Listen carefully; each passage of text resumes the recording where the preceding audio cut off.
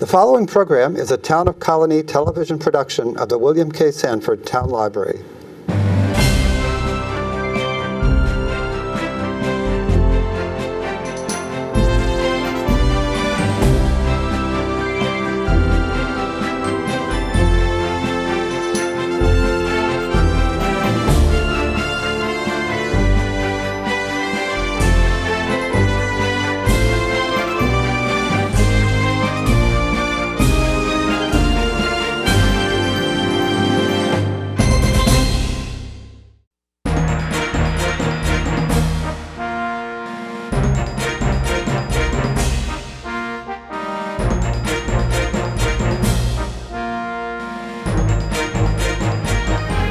All right, well, welcome to Getting to Know You. My name is Joe Nash. Today we're going to be talking about the Warren and Denyse Mackey Foundation. They have a wellness campaign up until April 15th that includes free screenings for cancer, among other things. We'll talk about that. And we also have with us one of her partners of the foundation from the American Heart Association is Katherine McCarthy. Welcome, and Denyse, welcome. Now, before we start talking about the foundation and your work, let me just ask you, your husband died 1 year ago. I just wanted to ask you how, I know anniversaries are tough, maybe the first one's the toughest, but how's your family doing and everything? We're doing okay. We're doing okay. We've found a lot of inspiration and support and hope in what we're working on. Okay. Why don't you tell us about Warren a little bit, because I think that may lead into perhaps why you started this foundation. Completely. From what I've been reading. Completely. People would refer to him as the unofficial mayor of Albany, but the people that know him would speak to characteristics of somebody being a loving person, giving, helpful to everybody. It didn't matter if you were a cashier or a congressman, he would know everybody. And he always wanted to help other people. Led with faith. By the nature and spirit of who he was, and everybody would say he was just a loving individual. And then unfortunately, he had some heart issues. Is that? He was born with a congenital heart defect. He had a physically weak heart, which is the irony of this whole situation, because, for a man that was just full of life and full of heart to physically have a weak heart, it's just sad. Okay. So then tell us about why you started this foundation. We wanted to keep his legacy alive. There was an outpouring of sadness in the whole community, not just of our family. I think we wanted to capture that and harness it in a positive way. Certainly the heart of the Capital District was my husband. He loved this community, and we wanted to make sure that we could continue to have that giving spirit that he had and help provide and help people in the Capital District area. And then I would say third, we just wanted to be an inspiration for other families. A lot of people have lost loved ones through COVID, and if we could be a positive force and inspiration to others, if everybody that lost somebody would just hold on to one special, unique thing that made them great in this world, and we carried that forward, this world would be a completely better place. Now, some of your partners, you have Albany Medical Center, the American Cancer Society, the Center for Donation and Transplant. Is that part of Albany Med? No, that's the organ donation. Organ. And the American Heart Association. So, Kathy, how did you guys get involved with the foundation? Well, Denyse had a wonderful vision of improving health in the Capital Region and doing it through area churches to honor Warren. And one of our board members, Michael Poindexter, knows Denyse, and he said, "Oh, you have got to get together." And when Denyse reached out to us and we talked, we knew that this was a good fit. And I just want to offer all my condolences to Denyse and her family and assure you we're working for you and for Warren. And I just think A Heart of Hope honors Warren in such a wonderful, wonderful way. And it lets his legacy is as large as it ever was in the Capital Region through this. All right, so this wellness campaign, one of the things is whether you have insurance or not, you're going to have free cancer screenings for breast, lung, prostate, skin, colon, cervical cancer, all cancers. I know that I know that during the pandemic, people were hesitant to go to, there's been less screenings. I don't know if people are hesitant to go to them anyway, I think. But so how did you come up with the idea for, and how did you get Albany Med to foot the bill, I guess I could say? Let me take a step back. First, I would say Heart of Hope came from Romans 12:12 spiritually. And the name of it just conjures up everything who Warren was. A person just filled with hope, and despite having physical ailments, you would never know it. He always had a smile on his face. We have 3 areas around organ donations, elevating awareness around heart and wellness, and then the third is cancer that you were asking about. So under cancer, the reason that cancer became one of our pillars in our foundation is that I myself got colon cancer right before the pandemic started, and ended up finding out that I also had the BRCA gene. And the BRCA gene increased my risk of cancer like 67% for ovarian cancer, in the 80s for breast cancer, elevated risk of pancreatic, skin, and colon. So I became extremely passionate around preventative services. I went through 6 surgeries during COVID and eliminated organs of risk. And so I'm very passionate about screenings and preventative care. So that's where this pillar around cancer was developed as one of our 3 areas, and in a partnership with Albany Med that literally just started with a lunch conversation with James Kellerhouse, who's the vice president of the foundation there. They are very passionate around trying to bring services into the community, not have people come to them, but for them to be really ingrained in the community, helping people. And I think he saw us as a conduit to help make that happen. In fact, it was probably my conversation with him that helped crystallize that one of the value propositions that we have as an African American organization is that we could help bridge national organizations and bring, everybody wants to help the African American community, but they don't always know how to get the services into the community, and we could serve as a bridge for that. And how is your health at the moment? Are you? Thank God I'm cancer-free. And so, Kathy, the Heart Association, how are you going to be participating in the preventative care with the foundation? Yeah. So we have provided a lot of resources to all of the churches who want to participate. We've provided information and education, and we've put a lot of focus on blood pressure. High blood pressure is a huge risk factor for heart disease and stroke, for any kind of cardiovascular disease. So we've provided websites that people can go to where they can see how to take their blood pressure, know what those numbers can be, and we're offering some education about how a nurse's ministry at a church might conduct a blood pressure screening, or how the congregation might just engage with self-monitoring blood pressure, if you just check that. And then we have some social media graphics and little bits of information that the churches can share. And then I know... Sorry to interrupt you. She's bringing up a great point around churches. I didn't mention that. I was just going to go to that. Okay. Yes. Heart of Hope was born out of the notion of leading with our faith, and Warren was very involved in church community.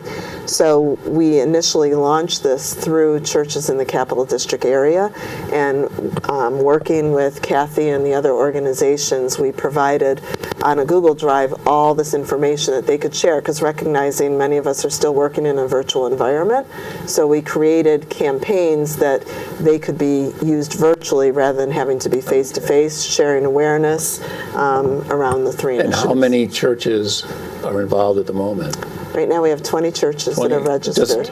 Just Albany area or Capital District? Just the Capital District area. And then it'll be on the screen, the foundation's website, and the churches themselves, but you don't have to be through the church to get these screenings, do you? Exactly. So we led by that, and certainly we're hoping that many more churches will participate, but these services are available to anybody. I mean, anybody that has a need for health screening, we want to help. The cancer screening services is available to anybody until April 15th. They would simply contact a phone number at Albany Med that we can provide. Okay. Yes, and that number will be on the screen too. It's 518-262-0760. And whether you have insurance or not, it's free. Correct. correct. Now, was that your idea or was that Albany Med's idea? Albany Med. Well, good You know, the other blessing behind this, Albany Med kind of set the rate and pace of when we were doing this and Okay. how long we were doing it, and they picked the dates. And they picked the dates of February 1st to April 15th, and this is when you know God's in the middle of it, because that was the day that my husband died, and April 15th is his birthday, Oh, really? which I just think is beautiful. Now, I know that we're filming this February 3rd. You already had some events. How was the concert the other night? You already had a concert. We ended up having to cancel the concert because of COVID, All right, and then but we had Play Your Heart Out. you had a basketball event last night. Why don't you tell us about that? So the one young woman you helped sounded I'm still glowing from the feeling of. It was so wonderful. And you were there too, Kathy? Yes, Okay. yes, yes. Yes, yep, so yeah. in partnership with the American Heart Association, and I'll let Kathy share, but they have an organization called Cardiac Kids Program. There's approximately 90 kids in the Capital District area that were born with congenital heart defects like my husband. And for our first year, we partnered with the American Heart Association. There's a little girl by the name of Peyton. Peyton is 8 years old. She had 2 heart transplants, a kidney transplant. She suffered some strokes along the way. She was in a hospital. She's from the Capital District, but she was in the hospital in New York City at the same time that my husband was undergoing his bridge for surgery, for waiting for an organ donation. And she was our glimmer of hope, just to see her flourish and survive and to go through a second heart transplant Second in a one at matter of 8 years. All right, so, and did you meet this? Yes, we've known Peyton for a while, that's right. since she was a very little girl, yeah, and she is just a firecracker. And last night so as part of what she was able to do at the game, the team really welcomed her in, so every time they had a huddle, Peyton would jump up and say, "Wait, that's me, and she was in the middle with the team, she was dancing with the dancers, and she just looked so healthy and so happy, and it was terrific. So we did the basketball game in partnership with SUNY at Albany, and they were just so amazingly embracing. I mean, she truly was the honorary coach of the game. They had a whole experience from 2 o'clock until the game ended at 9 o'clock. She was out cheerleading and dancing, and it was awesome. It was so inspiring. It's a tough time all the way around with COVID, and the Mackey family's been through a lot, and Peyton's been through so much, but for those few hours, we just had the best time and saw her so healthy. Well, speaking of that, one of your partners is the Center for Donation and Transplant. Tell me about that place. And unfortunately, your husband, was he waiting for a heart transplant, or he had some? I heard he was a big guy. Was that a factor or something, or how would that? Tell me about that a little bit. So yes, he had cardiomyopathy for a period of 10 years. They ended up recommending that it was time to start the organ donation transplant So he would have been in his process. 40s then, or 50? He was 55. 55. So he got on a list, and we were doing a surgery that was meant to bridge him until the time that he actually got an organ donation. It's called a LVAD machine that would have physically taken over pumping his heart for him rather than his body pumping the heart. He consciously did this knowing it was, a very, very significant surgery, but it was with his faith that he was leading for a successful outcome to it. But I think the importance and why we put organ donation in this campaign is that he represented one of 8,500 New Yorkers that are waiting for organ donations. And of those 8,500, 1,500 people have been waiting for more than 5 years. This is not just hearts, all organs. And, he was on a list for 3 months, and that was too long.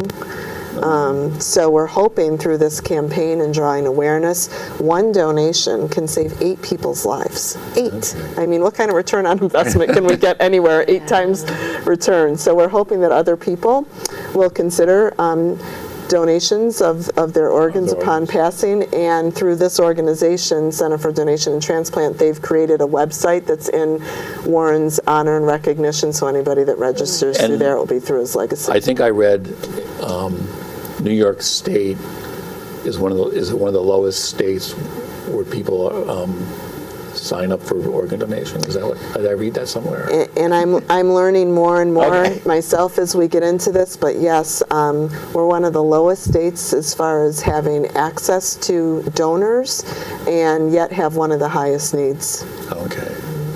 And then let me ask Kathy about the Heart Association. You're working with the churches and with the foundation. You were saying the heart issues in the African American community is it higher in the African? It is higher in the African American community. 50% of black adults suffer from some sort of heart disease, which is much higher than other population groups. That blood pressure that I talked about is very high. Blacks are at double the risk for having a stroke. So it's really very high, and we really need to address it. Okay. And the Heart Association is really looking at everything through a health equity lens, because everybody deserves the right for a long and healthy life. Okay. So I think, let me ask you, this is farther in the future, but you have some events coming up.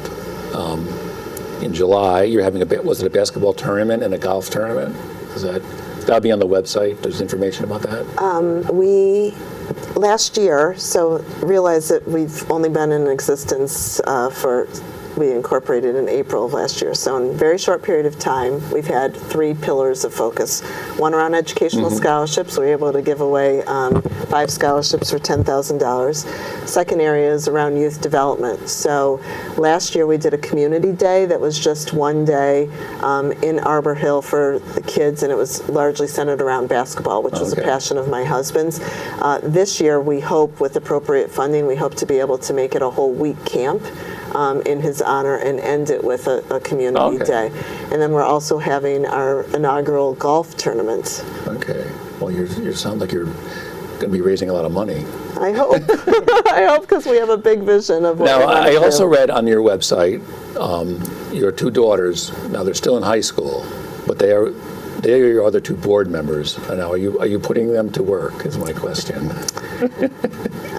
Well, first I have to say part of it just takes brains and vision. My daughter's heart said, Mom, if we keep people speaking Dad's name, his spirit and his legacy will never die. And that's really what launched this entire foundation to begin with, and that was my daughter, Michaela. Madison is also a board member, and we've now actually expanded, and we have 3 other board members involved as well. Okay.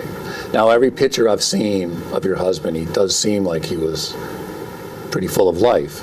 And I'm going to ask you to tell the story only because I read it, and it was a great story. Tell us how you met. I just thought it was the greatest story. My girlfriend was getting gas at the mobile gas station in Latham at exit 6, and she literally walked up to him and said, "Are you married? I have the perfect woman for you."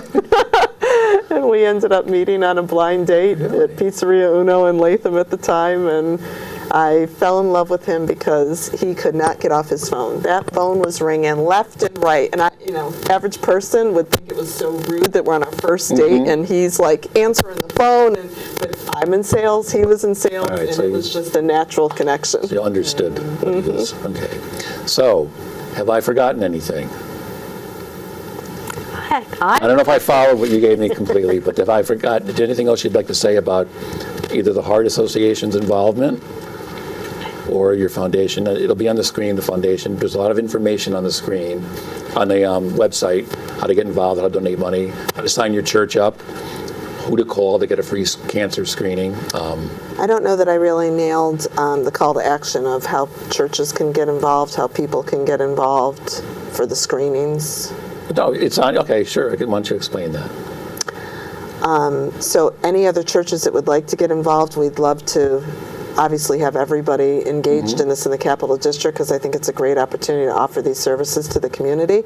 They can simply go to our website, wdmackeyfoundation.org, register, and then there's a 2-page document on there of information on how to get started, and we will establish connection and help them get going. And you already have over 20 churches. And we have 20 churches registered today, and certainly the free cancer screenings that Albany Med are offering, it's not just limited to people that are in church. It's there for anybody that's in need, whether it's somebody that hasn't gotten screened, somebody that doesn't have insurance. We want to be a vessel and a vehicle to help them get those services. And we know that there's more than 20 churches in the Capital District. A lot of room for expansion. And it's any, for the screenings, it's any age,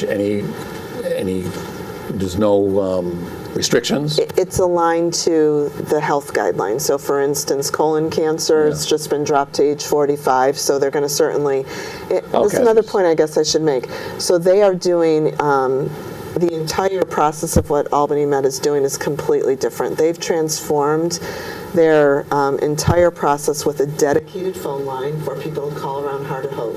That phone line is going to be manned by an oncologist social worker, and she's going to assess that person's needs. They're going to figure out what screenings do they need that are appropriate for their age. You know, a lot of people, so I'm learning, don't even have a primary care doctor. They wait until they're sick and they go to the urgent care or the ER. If they need a primary care doctor, they're going to facilitate that for free. If they need multiple screenings and somebody's working and we can only make the connection happen on a certain day, they're going to try to schedule appointments that work around that person. They don't want anybody to get lost in the system, in the process, so it's meant to be like a concierge service to help people. And I think we all know that there's hesitancy sometimes in doing these kinds of things. I know for myself, I am guilty too, as much as anybody. Well, thank you so much for coming. That's the Warren and Denyse Mackey Foundation. And we'll see you next time on Getting to Know You.